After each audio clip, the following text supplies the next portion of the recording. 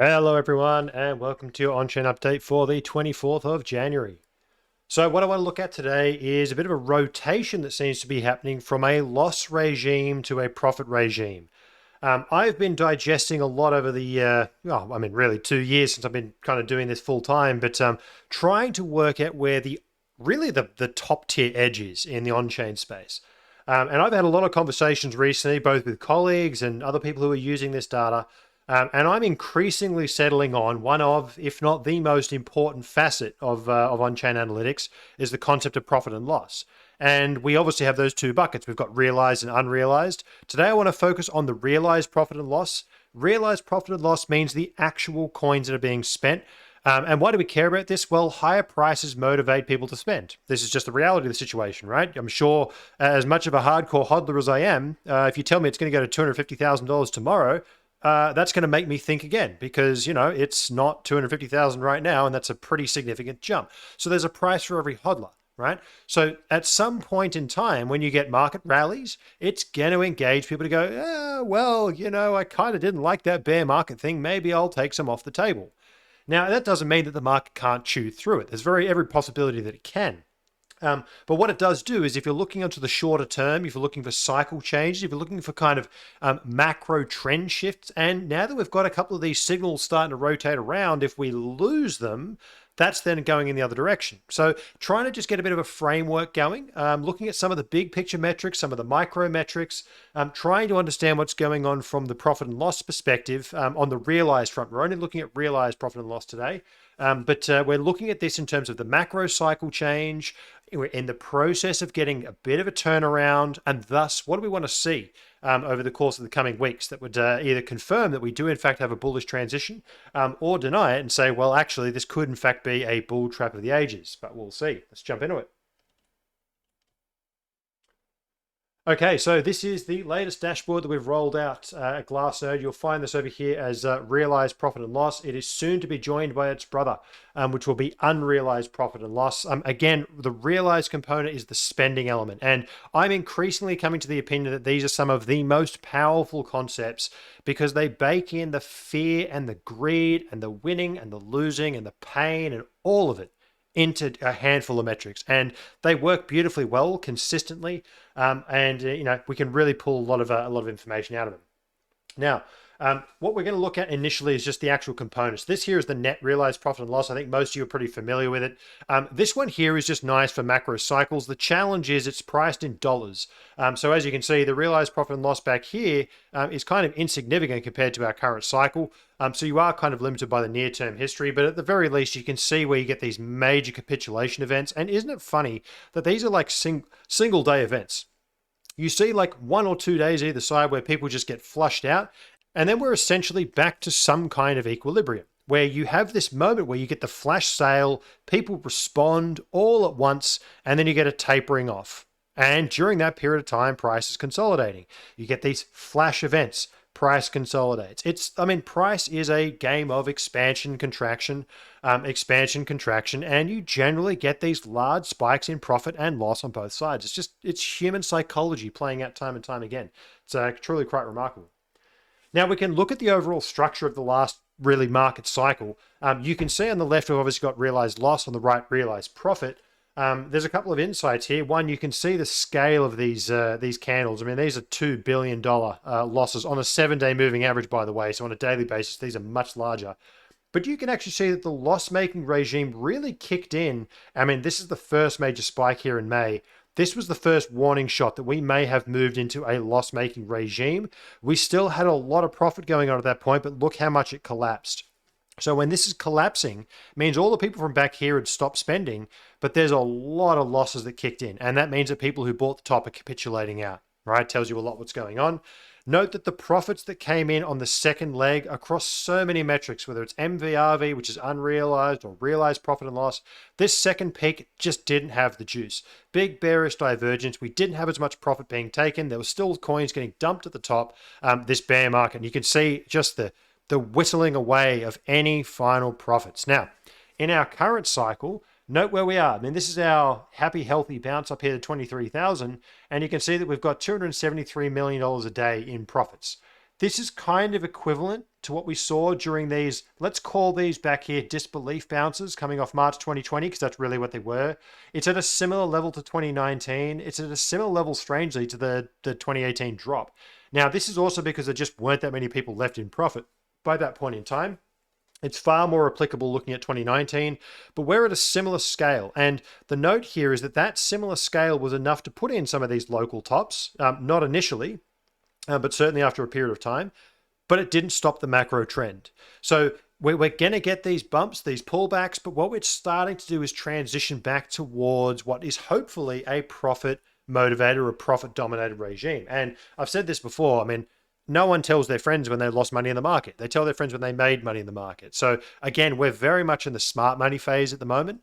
I'm not seeing too many, speculators and retail coming back in just yet, but they'll come. They'll come as long as people start making money. And you can see that we're starting to get the same way that our profits deteriorated over the course of the bear, our losses are starting to deteriorate over the course of the bear, because we're starting to move, I think at the least, back towards something that resembles a bit more healthy, right? A bit more of a bullish type market, not a bull market, but a transitional market, somewhere where this human psychology has changed. FTX was kind of the event in the background that goes, that was kind of the turning point. But now we start to move forward. So we've got here the ratio between those two, realized P&L ratio, very, very similar in behavior pattern to SOPR. But what I like, the reason I like this particular model is that it counts the USD value. SOPR doesn't care if you're a whale or a shrimp because it's purely based on outputs. This one here is based on USD value, so the whales are going to count more. In SOPR, what's cool about it is it doesn't count for that. It's just blanket. If you're a whale, shrimp, whatever, you're all the same. When you're looking at P&L ratio, it's not the case. You actually do care about how much dollar value is moving. So it's volume weighted as well. Now we've got a little break above a value of 1. So let's zoom in on our last couple of cycles just to get a bit of a gauge on this thing. Now this is on a 7-day EMA. So as you can see, it's quite noisy. It moves around quite a bit. But you can also see the nice scoop, right? You can see that if you take the peaks, this thing generally goes through these oscillations and these strong bounces off the bottom, strong bounces off the bottom, strong bounce off the bottom.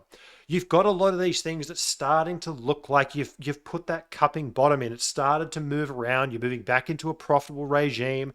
Remember, here's 2019. We had the burst and then we had to chop around for a year. So none of these are going to tell you anything about the duration. What it's just looking for is there a regime shift? Do you have enough coins that are in profit? Do you have enough people who are able to actually come in and absorb that sell side? Just is the market in a healthier place? Is it an inflowing demand or is it an outflowing demand?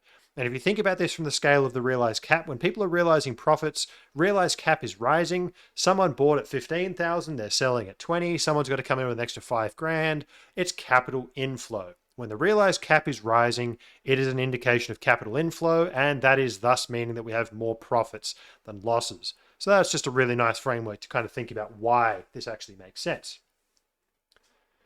Now, these ones here are just kind of looking at the macro scale. We've kind of looked at this one before. This one here is now, however, priced in BTC. So it shows us the relative scale. Now, the reason I like this particular model is because when you price things in BTC or you normalize for market size, they're kind of the same thing. What you can do is compare between cycles. Here you can see that these bars are just insignificant. Here we can start comparing between cycles. And these sell-offs, I mean, the FTX one was smaller than when the Three Arrows boys blew up on that regard. But this thing here is just ginormous. It blows pretty much everything out of the water, certainly in modern history. And our FTX collapse was a bit more sustained, but you can even see this metric is now pushing up into positive territory. Let's dump this on a 2-year basis. You can see that we have this push higher on a 2-year basis, which is fantastic. It's really, really good to see. It's another indicator. I mean, again, a lot of these metrics have the same shape, but we're really describing this gradual transition and using profit and loss as our guide to actually do that. Now, moving on to SOPR. So where all of those ones above are looking at, generally speaking, dollar terms or BTC terms, like units, currency units, SOPR is dimensionless. It's just looking at a profit multiplier, right? 1.1 means someone realized 10%, and 0.9 means they took a 10% hit. And you can see here the sheer, I mean, this thing just ripped. You can see the scale of losses that happened in FTX. So remember, SOPR doesn't care about volume. It's purely based on people. Lots of shrimp took hits here. Because you can see that the dollar value, or the BTC value, it's big, no question, but it's no bigger than anything else we really saw through this period. it's a big candle, but it's not really the biggest. It's certainly not the biggest on this particular picture. This thing is just enormous. It's March 2020 style. It's 2018 bottom style. It's big. So this thing here is showing that lots of people, lots of outputs locked in big losses. To give you a bit of a flavor of what's going on. This thing has then reversed back off the bottom quite significantly. Very, very similar to what we had in 2019, very similar to what we had in 2020. So we've got a lot of the same structure. And note that this was sustained for some time. We had big losses going on across a wide cross-section of the market, which again, it's not good to see, but it's good to see. If we look at something like a SOPR or entity adjusted SOPR, these will all tell us the same thing, but with different levels of clarity, different cohorts. A SOPR is the entire market. Entity adjusters and using some of Glassnode's data science smarts, will give you a much, much cleaner signal. Look at these beautiful retests of one. I mean, this thing is just magic. These are the kind of things you want to be using if you're a trading indicator. You can see these beautiful retests of one on the bull market. You can see it all through the bear. And now that we have a break above and a bit of a retest, this is starting to look like we've got some sustained action. Price is holding up whilst people are realizing profits, and that's a good sign. That means that there's demand such that price isn't just cratering the second that some guy says takes them off the table. Short-term holders have moved into a big profit. This is a really nice push higher. Now remember, that's because short-term holders bought down here. So there's going to be people taking exit liquidity, and they are. Meanwhile, our long-term holders, these poor buggers, are still making losses, right? They tend to hang out down here for some time. That's because long-term holders are disproportionately up in our previous cycle, because I think that the cycle has ended and we've started anew. But you've got a bunch of folks up here in the 50,000 realm who are just, oh man, pain. But as you can see, pain that happens every other cycle, right? Nothing new. Now, last one I want to look at is on a more macro scale. This is looking at a yearly sum of profit and loss. So there's a couple of things here. This is obviously in dollar value. You can see that we basically don't see previous history, but I assure you it looks much the same. And the blue curve here is mapping out the percent of the profit. So let's look at the profit that we, at the all-time high, 455 billion. How much of that did the market give back in the bear? And it's somewhere between 46.6%. Back here in 2018, we got to 47.2%. So generally speaking, the market gives back just shy of 50% of all the money it took out. All the people who made profits and all the happy days and all the joy, about 50% of it gets given back, 47 thereabouts. But what's nice to see is we've got this curling over, right? This one here is a nice big curl over showing that we're moving from a loss-dominated regime back to a profit-dominated regime. Here we are, we've had our peak at FTX, and here we are starting to rotate around. Losses are starting to deteriorate a little bit, and profits are starting to flatten out. You can see how this thing starts to form a bit of a wave. Now, when we normalize this thing for market size, you can see a whole bunch of stuff. What we're looking for here is the scale of the bull. You can see that there was less profit going on. This is partly to do with the fact there was a stack of paper Bitcoin.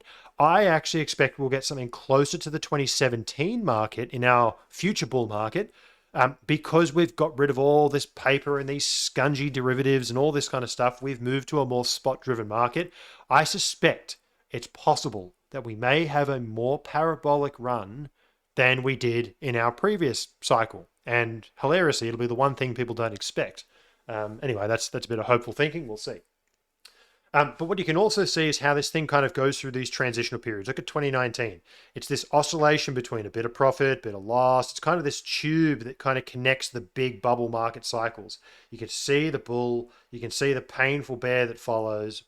Big bull, painful bear, big bull, painful bear. And we're starting to move into that kind of pipe that connects the cycles, right? This kind of baseline formation that we have. There's your blow off bubble top. And then you get the long, slow bear, and it looks like we're starting to bottom out at pretty much the exact same level to all these previous cycles. Kind of interesting, isn't it?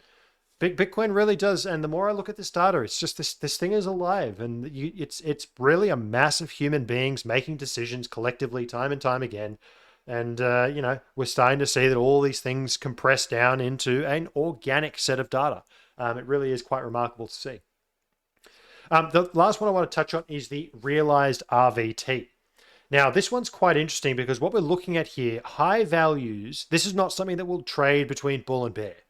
High values here means that the payload, the amount of realized value that's on the move per unit coin is very high. So let me reframe that. It means that if we're looking at how much profit or loss, I don't care about if it's profit or loss, I treat them both exactly the same.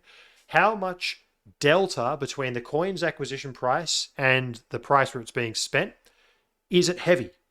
If it's being bought at 6K or 60K and now sold at 23K, that's a big payload. If it was bought at 22K or 24K, I don't care. So a low value is picking up when there's just not much. All the coins that are on the move were recently transacted. There's not really much kind of delta happening. The realized cap is going to be quite stationary when that happens. And you can see that's what we call a full market detox. We actually had this. When is this? September. September was the low. And we saw this whole thing go very quiet, September through to before FTX, and then after FTX, everything went very, very quiet. So that's really what this was describing. And I spoke about this being bottom formation territory. We typically see these low values during bottom formation territory. Interestingly, 2018 didn't reflect this. But you can see the spike higher on the final capitulation in 2018. You can see the spike higher on FTX. And you can also see the spike higher at the top. This is showing that it doesn't matter if it's profit or loss. It's payload. Did we have a large payload? And you can see that from full detox up to full, complete and total washout of realized value, which, by the way, these large high peaks and these bottoms, the bottoms typically precede new market cycles, but so do the peaks. They're telling you that something major happened. It flushed out a stack of people on all sides of the coin. So there was something that really just kind of kicked everything into gear, and it gives you a bit of a gauge there. Anyway, hopefully that's a useful overview. It looks like we're in this kind of cycle turning point. There's a lot of indicators. We haven't fully confirmed them. They're kind of in the process. The macro ones definitely have that bottoming process. It's the shorter term ones that things can get a bit choppy. I still look at this rally and I'm not mad. I mean, it's holding 23,000 or 22.8 or whatever it is right now. My block clock has just gone 773377. How good is that? Palindrome block. Anyway, just gives you a bit of a snapshot on just this cycle turning point. It looks like the macro flow is there. We're waiting for that micro to start to tick over. It's got a lot of stuff that I like to see, but we probably are in some kind of 2019 phase. We're in this pipe. We're in this phase that's connecting two cycles. It's going to evolve over the course of that thing. It's going to be choppy. It's going to be volatile. We might get to 30K. We might even head back down to low 20s. We could be all over the shop. But at the very least, we're in some kind of a transition. I still think the bottom is more likely to be behind us than not. As far as I saw something the other day or today on Twitter, that the US is trying to suspend the debt ceiling entirely. So, I mean, let's all face it, right? Money printers are going to go burr, and Bitcoin's probably going to respond. So sit tight, hang in there. Things are starting to turn around, and now we're just waiting for those signals to say things might get a bit overheated, because there will be opportunities, right? Don't FOMO. I remember in 2019, I bought many a coin up here at 14K and 12K.